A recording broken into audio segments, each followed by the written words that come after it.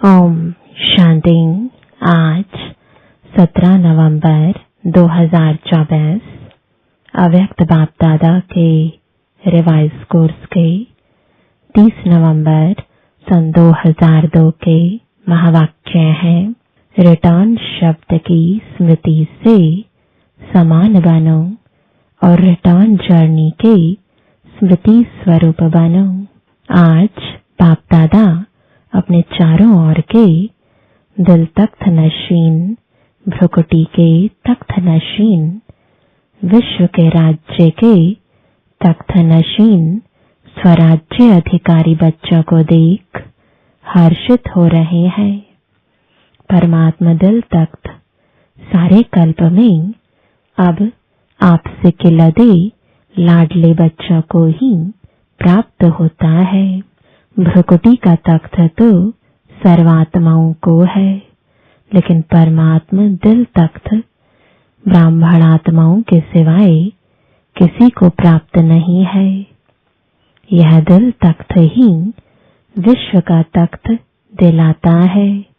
वर्तमान समय स्वराज्य अधिकारी बने हो हर एक ब्राह्मण आत्मा का स्वराज्य गले का हार है। स्वराज्य आपके जन्म का अधिकार है। ऐसे स्वयं को ऐसा स्वराज्य अधिकारी अनुभव करते हो। दिल में यह दृढ़ संकल्प है कि हमारे इस बर्थ राइट को कोई छीन नहीं सकता। साथ साथ यह भी रूहानी नशा है कि हम परमात्मा दिल तख्त नशीन भी हैं। मानव जीवन में तन में भी विशेष दिल ही महान गाई जाती है। दिल रुक गई तो जीवन समाप्त। तो आध्यात्मिक जीवन में भी दिल तख्त का बहुत महत्व है। जो दिल तख्त नशीन है वही आत्माएं विश्व में विशेष आत्माएं गाई जाती हैं। वही आत्माएं भक्तों के लिए माला के मणकों के रूप में सिमरी जाती हैं। वही आत्माएं कोटों में कोई, कोई में भी कोई गाई जाती हैं। तो वह कौन है? आप हो। पांडव भी हैं, माताएं भी हैं, हाथ हिला रहे हैं। तो बाप कहते हैं, हे लाडले बच्चे, कभी कभी दिल तख्त को छोड़कर देह रूपी मिट्टी से क्यों दिल लगाते हो? देह मिट्टी है तो लाडले बच्चे कभी मिट्टी में पांव नहीं रखते हैं। सदा तख्त पर गोदी में या अतीन्द्रिय सुख के झोले में झूलते हैं। आपके लिए बाप दादा ने भिन्न भिन्न झूले दिए हैं। कभी सुख के झूले में झूलो, कभी खुशी के झूले में झूलो, कभी आनंदमय झूले में झूलो। तो आज बाप दादा ऐसे श्रेष्ठ बच्चों को देख रहे थे कि कैसे नशे से झूलों में झूल रहे हैं। झूलते रहते हो, झूलते हो, मिट्टी में तो नहीं जाते। कभी कभी दिल होती है क्या मिट्टी में पांव रखने की, क्योंकि 63 जन्म मिट्टी में ही पांव रखते, मिट्टी से ही खेलते। तो अभी तो नहीं मिट्टी से खेलते। कभी कभी मिट्टी में पांव जाता है कि नहीं जाता है, कभी कभी चला जाता है। देह भान भी मिट्टी में पांव रखना है। देह अभिमान तो बहुत गहरी मिट्टी में पांव है, लेकिन देह भान अर्थात बॉडी कॉन्शियसनेस यह भी मिट्टी है। जितना संगम का समय ज्यादा से ज्यादा तख्त नशीन होंगे, उतना ही आधा कल्प सूर्यवंश की राजधानी में और चंद्रवंश में भी सूर्यवंश के राज्य घराने में होंगे। अगर अभी संगम पर कभी कभी तख्त नशीन होंगे तो सूर्यवंश के रॉयल फैमिली में इतना ही थोड़ा समय होंगे। तख्त नशीन चाहे टर्न बाय टर्न होंगे, लेकिन रॉयल फैमिली राज्य घराने की आत्माओं के सदा संबंध में होंगे। तो चेक करो कि संगम युग के आदि समय से अब तक चाहे 10 साल हुए हैं, चाहे 50, चाहे 67 साल हो गए, लेकिन जब से ब्राह्मण बने तब आदि से अब तक कितना समय दिल तख्त नशीन, स्वराज्य तख्त नशीन रहे। बहुत काल रहा, निरंतर रहा व कभी कभी रहा। जो परमात्मा दिल तख्त नशीन होगा, उसकी निशानी प्रत्यक्ष चलन और चेहरे से सदा बेफिक्र बादशाह होगा। अपने मन में स्थूल बोझ तो सिर पर होता है, लेकिन सूक्ष्म बोझ मन में होता है। तो मन में कोई बोझ नहीं होगा। फिक्र है बोझ, बेफिक्र है डबल लाइट। अगर किसी भी प्रकार का, चाहे सेवा का, चाहे संबंध संपर्क का, चाहे स्थूल सेवा का, रूहानी सेवा का भी बोझ नहीं, क्या होगा, कैसे होगा, सफलता होगी या नहीं होगी, सोचना, प्लान बनाना अलग चीज है, बोझ अलग चीज है। बोझ वाले की निशानी सदा चेहरे में बहुत या थोड़ा थकावट के चिन्ह होंगे। थकावट होना अलग चीज है, थकावट के चिन्ह थोड़ा भी, यह भी बोझ की निशानी है। और बेफिक्र बादशाह का यह अर्थ नहीं कि अलबेले रहें, हो अलबेलापन और कहें हम तो बेफिक्र रहते हैं। अलबेलापन यह बहुत धोखा देने वाला है। तीव्र पुरुषार्थी के भी वही शब्द है और अलबेलेपन के भी वही शब्द है। तीव्र पुरुषार्थी सदा दृढ़ निश्चय होने के कारण यही सोचता है हर कार्य हिम्मत और बाप की मदद से सफल हुआ ही पड़ा है। और अलबेलेपन के भी यही शब्द है, हो जाएगा, हो जाएगा, हुआ ही पड़ा है। कोई कार्य रहा है क्या, हो जाएगा। तो शब्द एक है, लेकिन रूप अलग अलग है। वर्तमान समय माया के विशेष 2 रूप बच्चों का पेपर लेते हैं। एक व्यर्थ संकल्प, विकल्प नहीं, व्यर्थ संकल्प। दूसरा, मैं ही राइट हूँ। जो किया, जो कहा, जो सोचा, मैं कम नहीं, राइट हूँ। बाप दादा समय के प्रमाण अब यही चाहते हैं कि एक शब्द सदा स्मृति में रखो। बाप से हुई सर्व प्राप्तियों का, स्नेह का, सहयोग का रिटर्न करना है। रिटर्न करना अर्थात समान बनना। दूसरा, अब हमारी रिटर्न जर्नी यानी वापसी यात्रा है। एक ही शब्द रिटर्न सदा याद रहे। इसके लिए बहुत सहज साधन है। हर संकल्प, बोल और कर्म को ब्रह्मा बाप से टैली यानी मिलान करो। बाप का संकल्प क्या रहा, बाप का बोल क्या रहा, बाप का कर्म क्या रहा, इसको ही कहा जाता है फॉलो फादर। फॉलो करना तो सहज होता है ना। नया सोचना, नया करना उसकी आवश्यकता है ही नहीं।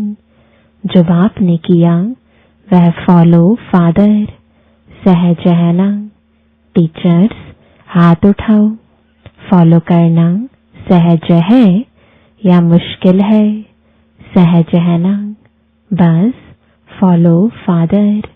पहले चेक करो, जैसे कहावत है, पहले सोचो फिर करो, पहले तोलो फिर बोलो। तो सभी टीचर्स इस वर्ष में, अभी इस वर्ष का लास्ट मंथ है, पुराना जाएगा नया आएगा। नए आने के पहले क्या करना है उसकी तैयारी कर लो। यह संकल्प करो कि सिवाय बाप के कदम पर कदम रखने के और कोई भी कदम नहीं उठाएंगे। बस फुटस्टेप कदम पर कदम रखना तो इजी है ना। तो नए वर्ष के लिए अभी से संकल्प में प्लान बनाओ। जैसे ब्रह्मा बाप सदा निमित्त और निर्माण रहे, ऐसे निमित्त भाव और निर्माण भाव, सिर्फ निमित्त भाव नहीं, निमित्त भाव के साथ निर्माण भाव दोनों आवश्यक है। क्योंकि टीचर्स तो निमित्त है ना। तो संकल्प में भी, बोल में भी और किसी के भी संबंध में, संपर्क में, कर्म में, हर बोल में निर्माण। जो निर्माण है वही निमित्त भाव में है। जो निर्माण नहीं है उसमें थोड़ा बहुत सूक्ष्म महान रूप में अभिमान नहीं भी हो तो रोब होगा। ये रोब, यह भी अभिमान का अंश है। और बोल में सदा निर्मल भाषी, मधुर भाषी। जब संबंध संपर्क में आत्मिक रूप की स्मृति रहती है तो सदा निराकारी और निरहंकारी रहते हैं। ब्रह्मा बाप के लास्ट के 3 शब्द याद रहते हैं, निराकारी, निरहंकारी, वही निर्विकारी। अच्छा, फॉलो फादर पक्का रहाना। अगले वर्ष की मुख्य लक्ष्य स्वरूप की स्मृति है यह 3 शब्द, निराकारी, निरहंकारी, निर्विकारी। अंश भी नहीं हो। मोटा मोटा रूप तो ठीक हो गया है, लेकिन अंश भी नहीं हो, क्योंकि अंश ही धोखा देता है। फॉलो फादर का अर्थ ही है इन 3 शब्दों को सदा स्मृति में रखें। ठीक है। अच्छा, डबल फॉरेनर्स उठो। अच्छा ग्रुप आया है। बाप दादा को डबल फॉरेनर्स की एक बात पर खुशी है। जानते हो कौन सी? देखो कितना दूर देश से आते हो। डायरेक्शन मिला कि इस टर्न में भी आना है तो पहुंच गए ना। कैसे भी पुरुषार्थ कर बड़ा ही ग्रुप पहुंच गया है। दादी का डायरेक्शन ठीक माना है ना। इसकी मुबारक हो। बाप दादा एक एक को देख रहा है, दृष्टि दे रहा है। ऐसे नहीं कि स्टेज पर ही दृष्टि मिलती है, दूर से और ही अच्छा दिखाई दे रहा है। डबल फॉरेनर्स हांजी का पाठ अच्छा पढ़े हुए हैं।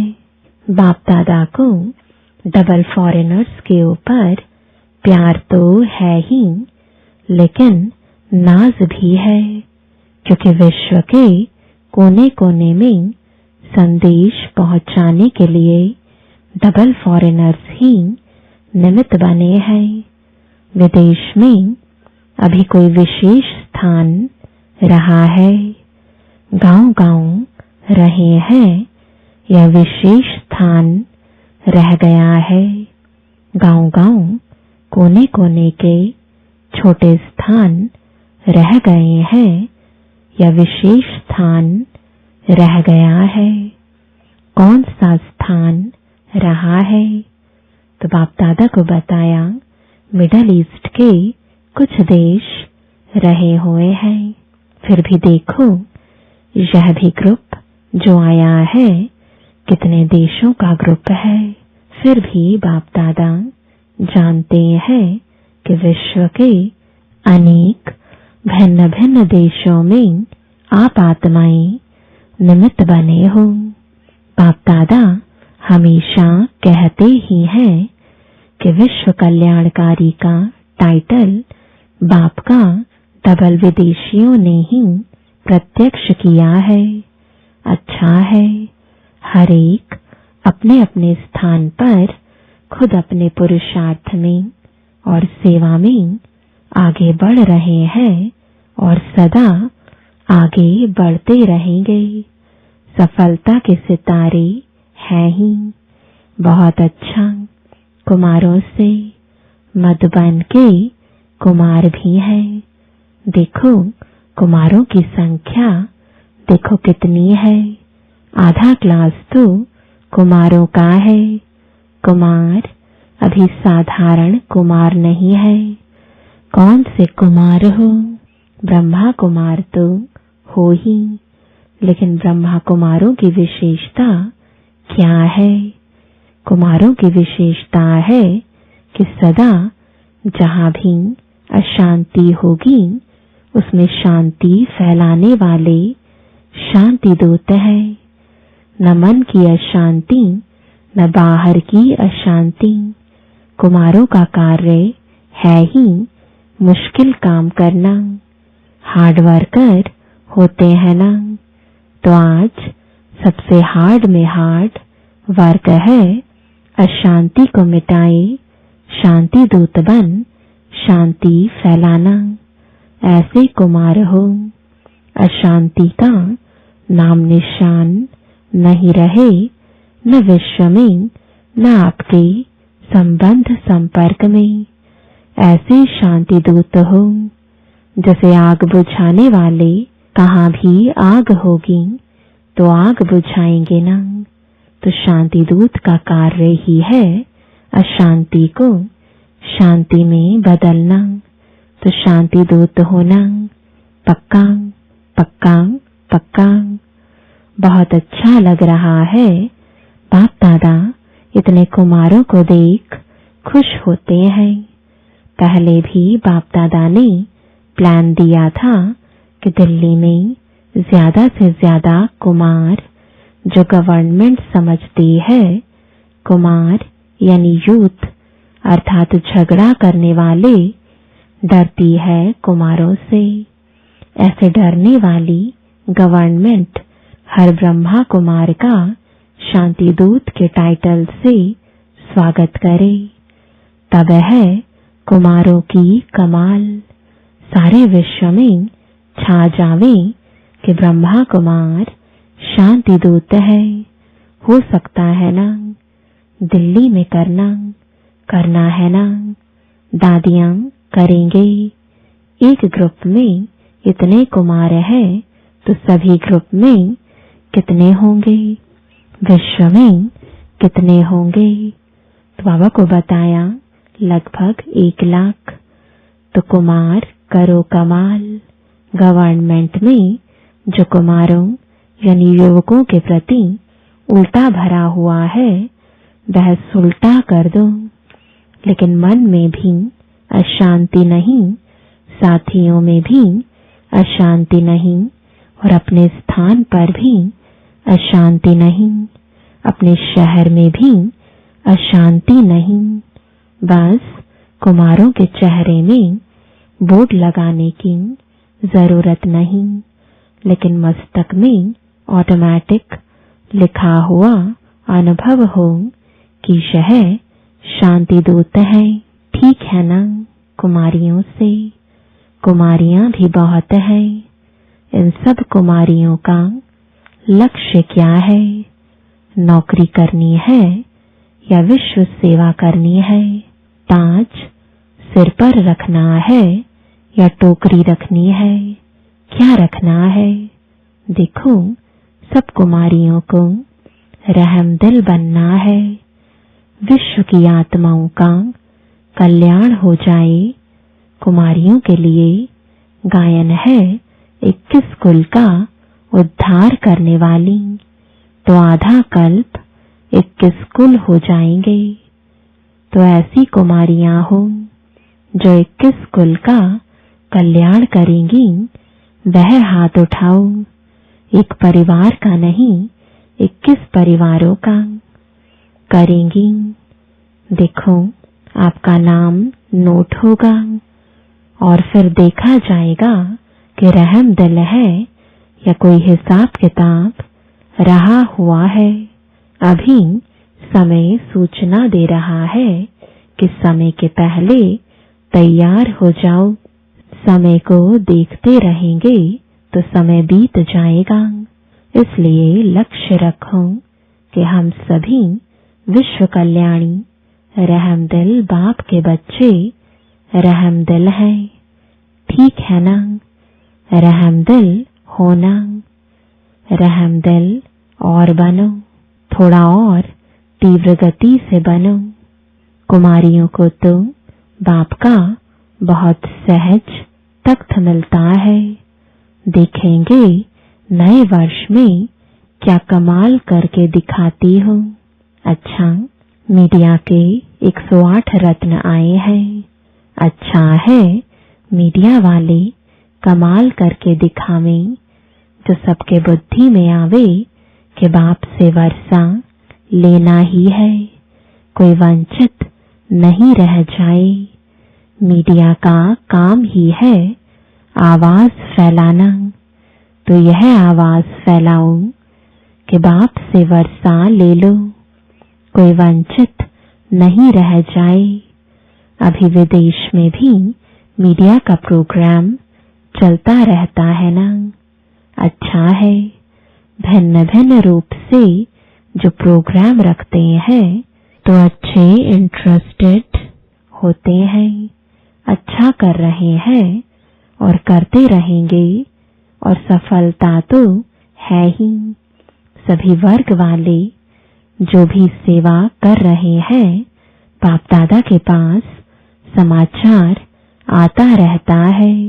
हर वर्ग की अपनी अपनी सेवा के साधन और सेवा की रूपरेखा है, लेकिन यह देखा कि वर्ग अलग अलग होने से हर वर्ग एक दो से रेस भी करते हैं। अच्छा है, रीस नहीं करना, रेस भले करो।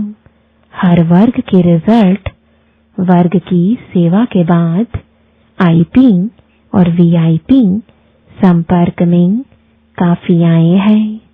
अभी माइक नहीं लाए हैं, लेकिन संबंध संपर्क में आए हैं।